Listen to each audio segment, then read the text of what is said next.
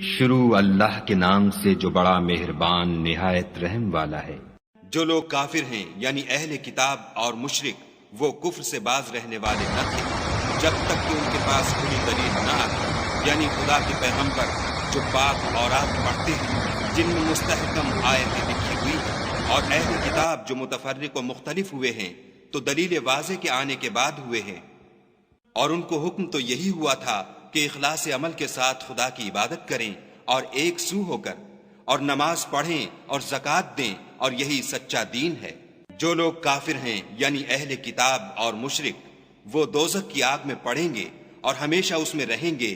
یہ لوگ سب مخلوق سے بدتر ہیں۔ اور جو لوگ ایمان لائے اور نیک عمل کرتے رہے وہ تمام خلقت سے بہتر ہیں، ان کا صلہ ان کے پروردگار کے ہاں ہمیشہ رہنے کے باغ ہیں جن کے نیچے نہریں بہہ رہی ہیں، ابد الآباد ان میں رہیں گے، خدا ان سے خوش